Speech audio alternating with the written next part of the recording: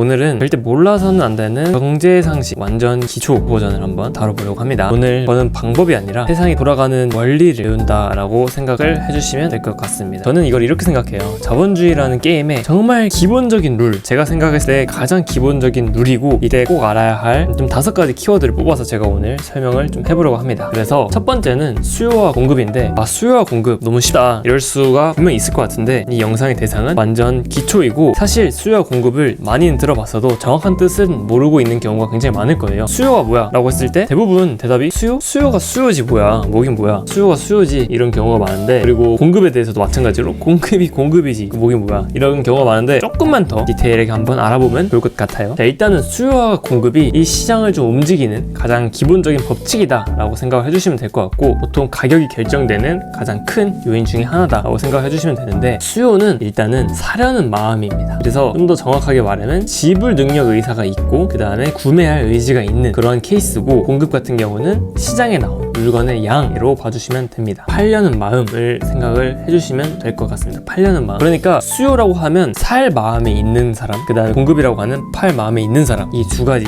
케이스를 생각을 해주는 것이 조금 더 정확하다. 수요는 제공된다 뭐 이런 식으로, 공급은 뭐 제공하는 거 아니야? 뭐 제공되는 거겠지 라고 생각하는 것보다는 시장에 나온 물건의 양이다. 그리고 수요는 뭐 수요 뭐 사는 거 아니야? 뭐 사고 싶어 하는 거 아니야? 이렇게 생각을 많이 하시는데, 비슷하지만 지불 능력 의사, 그러니까 이 금액 5만원이라는 금액의 어떤 물건을 사고 싶은 마음이 있을 때 5만원을 낼 의향이 있는, 낼 의사가 있는 케이스를 이제 수요다 라고 좀 더 정확하게 생각을 해주시면 되겠습니다. 자, 그래서 수요와 공급 그래프를 보시면 이제 가격과 양이 있습니다. 가격이 매우 비싸면 사려고 하는 사람은 적겠죠. 사려고 하는 사람이 적기 때문에 여기 높게 있고, 가격이 점점 낮아질수록 사려고 하는 사람이 많아지겠죠. 그 다음에 점점 가격이 낮아질수록 사려는 사람이 많아지고, 그 다음에 공급 같은 경우는 가격이 비싸면 팔려는 사람이 많겠죠. 당연히 비싸니까. 근데 점점 가격이 낮아질수록 팔려고 하는 사람도 적겠죠. 그렇게 수요의 곡선과 공급의 곡선이 만나는 점, 여기서 보통 가격이 결정된다 라고 굉장히 교과서적으로 이해를 해주시면 그래도 도움이 될 겁니다. 자, 그래서 좀 재밌는 사례를 제가 갖고 왔는데, 요즘 두쫑쿠가 굉장한 열풍이죠. 생각보다 이 두쫑쿠 유행이 길게 가고 있어요. 근데 사실 저도 먹어봤는데 너무 맛있긴 하더라고요. 자, 그래서 두쫑쿠로 좀 수요와 공급에 대해서 한번 이야기를 해보려고 하는데, 두쫑쿠가 일단 유행이 되면 사려고 하는 사람, 지불 의사도 있고 구매하려는 마음이 있는 사람들이 점점 늘어나겠죠. 근데 이제 두쫑쿠의 공급이 부족해집니다. 왜냐면 점점 너무 많은 사람들이 사고 있고 두쫑쿠를 파는 데는 적어지고, 그러다 보니까 보통 요즘 카다이프 가격이 많이 오르면서 두바이 쫀득 쿠키의 어떤 가격이 올라갔다라고 하는데, 카다이프 공급이 부족해지고 있습니다. 그러다 보니까 재료비, 그러니까 카다이프의 비용 자체가 올라가고, 그러다 보니까 두쫑쿠의 가격이 올라가는, 이러한 굉장히 요즘 실생활에 와닿는 수요와 공급의 법칙을 찾아볼 수가 있었는데요. 실제로 이런 기사가 있어요. 두쫑쿠 이미 더 비싼데 가격이 오른다. 한 알에 무슨 15,000원? 너무 비싸도 없어도 못 사. 이거 너무 수요와 공급의 어떤 케이스에 정말 적합한 사례로 볼 수가 있고, 정말 주제로 가격도 오르고 그 다음에 수요가 늘면서 가격 부담도 증가하고 있다. 이거 보시면 배달민족에서 두쫑쿠 주문 건수가 321%가 지난달 대비 늘었다라고 해요. 일단 탈각 피스타치오의 가격이 20% 인상되고, 어떤 피스타치오의 국제 시세가 1.5배 정도 늘어났다고 하고, 카다이프 가격 인상 보이시죠? 그리고 이건 추가적인 내용이긴 한데, 수요가 늘고 요즘 원화 가치가 많이 하락하고 있어서 가격 부담이 좀 더 늘어나고 있다. 왜냐면 카다이프가 우리나라에서 생산을 안 하는 걸로 알고 있어요. 왜냐면 튀르키예 산이라서. 그래서 외국 제조에 좀 의존을 하고 있는 상황인데, 그에 비해서 원화 가치가 좀 하락을 하고 있어서 좀 더 가격 부담이 커지고 있다 라고 봐주시면 되겠습니다. 자, 두 번째는 금리인데, 금리는 뭐냐라고 했을 때 모르는 주변 제 친구들이 정말 많더라고요. 생각보다. 금리는 정말 쉽게 말하면 돈의 렌트비, 자동차 빌릴 때 렌트비 내듯이 금리는 돈의 렌트비인데, 돈을 빌리는 값이다 라고 봐주시면 됩니다.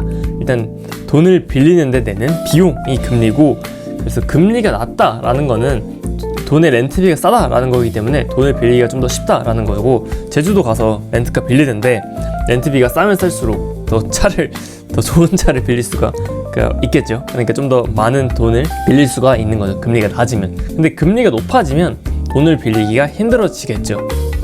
자, 그래서 금리 인상 많이들 들어보셨을 텐데, 금리 인상은 어떻게 이해하면 되냐면, 시장에 풀린 자금이 곧 줄어들겠구나. 금리가 인상이 되면 돈을 빌리기가 힘들어지기 때문에 시장에 풀린 자금이 줄어들겠구나 라고 생각을 해주시면 좋고, 그 다음에 돈의 가치가 어느 정도 귀해지겠구나 라고 생각을 해주시면, 이 정도 기본 개념을 잡고 있으시면 아마 도움이 될 겁니다. 자, 금리와 이어져서 인플레이션에 대해서 이야기를 해볼 건데, 제가 일단 99년생이거든요 그래서 제 기억으로는 제가 학생 때만 해도 옛날에 김밥 한 줄 가격이 한 1,500원? 2,000원? 이랬었던 것 같아요. 정확하진 않는데. 근데 지금 김밥 한 줄에 가장 기본적인, 그냥 뭐 참치 안 들어가고 치즈 안 들어간 이런 김밥이 5,000원 이런 식으로 하더라고요. 근데 이게 생각을 했을 때 보통 김밥이 너무 비싸졌다 라고 생각을 하는데, 정확하게는 돈의 가치가 떨어진 거라고 생각을 해주시면 돼요. 그래서 이게 바로 인플레이션이고, 좀 더 정확하게 얘기해보면, 일단은 세상에 돈의 양이 계속 늘어나고 있어요. 이게 통화량이 증가하고 있는데, 이게 국가에서는 경제를 돌리기 위해서 돈을 계속해서 찍어낸단 말이에요. 그 말은 즉슨 돈이 점점 많이 풀어지면서 통화량이 증가하면서 돈이 흔해지고, 그러면 돈의 가치가 낮아지는 것이다 라고 생각을 해주시면 됩니다. 그래서 인플레이션, 김밥의 가격이 5,000원 이 세상에 오고 있고, 뭐 몇 년 뒤에는 김밥 한 줄 10,000원씩 하겠죠. 그거는 너무나 당연한 사실이고, 그 사실을 모르고 있으면 안 돼요. 매년 가격은 올라요. 그러니까 돈의 가치가 매년 낮아져요. 그래서 부자들은 돈을 현금으로만 들고 있지 않아요. 인플레이션이랑 같이 오르는 실물 자산을 보유하고 있어요. 이 부분을 꼭 생각을 해주시면 되고, 통장에 1억을 모셔다 두면 계속 그 돈으로 살 수 있는 물건의 양이 줄어든다 라고 생각을 해주시면 돼요. 왜냐면 지금 가지고 있는 1억이 10년 뒤에도 똑같이 1억만큼의 역할을 하지 못하기 때문이죠. 자, 네 번째는 자산과 부채. 이 차이를 생각을 안 하는 제 친구들이 정말 많더라고요. 자산은 일단은 제 주머니에 돈을 갖다 주는 것을 말하고, 부채는 제 주머니에서 돈을 빼가는 것, 예를 들면 할부, 그리고 자산의 예로는 배당주 같은 게 있겠죠. 그래서 주식, 그 다음에 부동산, 근데 물론 주식 떨어질 수 있고 부동산도 떨어질 수도 있긴 한데 보통은 자산으로 분류가 되고 있죠. 컨텐츠로도 저는 넣어봤는데, 이거는 제 의견이긴 한데, 컨텐츠는 충분히 자산이다 라고 저는 생각을 하고 이렇게 촬영하고 있기도 합니다. 그 다음에 할부로 산 자동차, 할부로 산 명품 옷, 이거 무조건 부채입니다. 어쨌든 자동차, 명품 옷, 이것들은 감가상각이 되는 것들이, 물론 안 되는 자동차, 한정판 자동차나 굉장히 유명한 명품 옷, 이런 것들은 뭐 감가가 안 될 수 있겠지만, 일단은 부채, 할부로 산, 무리해서 산 이런 것들은 부채다 라고 생각을 해주시면 되겠습니다. 마지막 5번째가 레버리지인데, 이것은 일단은 지렛대라고 해요. 아마 많이 들어보셨을 텐데, 요거에 대해서도 생각을 해보면 되게 재밌어요. 자, 레버리지가 그리고 지렛대라고 했는데, 일단 이러한 예시를 들어볼게요. 내 돈 1억으로 집을 샀어요. 근데 1년 뒤에 집값이 올라서 1.1억이 됐다 라고 생각을 했을 때, 1억으로 1,000만 원을 벌었다 라고 볼 수도 있겠죠. 1억이 1억 1,000만 원이 됐으니까. 이럴 때 수익률은 10%예요. 근데 이제 다른 케이스로 생각을 했을 때, 내 돈 5천, 그 다음에 대출 5천을 받아서 1억짜리 집을 샀어요. 그 다음에 1년 뒤에 똑같이 1.1억이 됐다 라고 생각을 해볼게요. 같은 케이스로. 근데 이때는 1억으로 1,000을 번 게 아니라 5천, 내 돈 5천으로 1,000만 원을 벌었다 라고 해서 수익률은 20%, 수익률이 2배 차이죠. 같은 투자를 했음에도. 자, 근데 물론 여기서 이제 대출에 대한 이자 비용은 계산을 하진 않은 거긴 하지만, 이러한 게 레버리지다. 그래서 잘 활용하면 굉장히 빠르게 자산을 키울 수 있다 라고 봐주시면 되는데, 물론 반대 케이스는 수익이 그만큼 떨어지는 것도 생각을 해야겠죠. 무조건 이득은 아니다 라는 것을 꼭 주의를 해주셔야 되고 생각을 해주셔야 됩니다.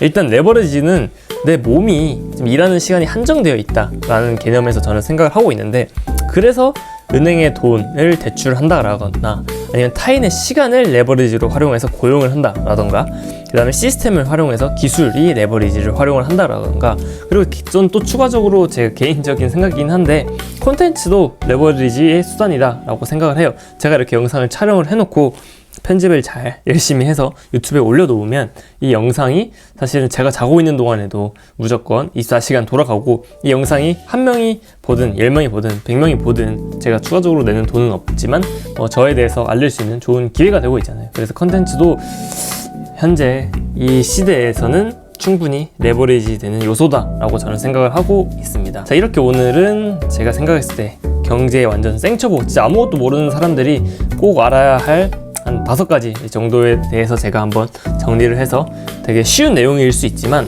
알아두면 좀 도움이 많이 될, 그리고 돈을 버는 방법이 아닌 세상이 돌아가는 어떤 가장 기본적인 원리에 대해서 한번 제가 설명을 드려봤습니다. 뭐 어려운 내용은 아니라서 이해하시는데 뭐 큰 어려움은 없었을 것 같아요. 일단은 제 이야기가 좀 많은 사람들한테 정말 조금이라도 도움이 되었으면 좋겠다라고 생각을 해서 영상을 한번 찍어봤고, 영상이 진짜 도움이 조금이라도 되셨다면 구독이나 좋아요, 그리고 댓글도 뭐 의견 있으시다면 남겨주시면 제가 댓글 내용 다 확인해서 답글 달아드리도록 하겠습니다. 자, 그럼 오늘도 영상 시청해주셔서 감사합니다. 다음 영상에서 뵙겠습니다.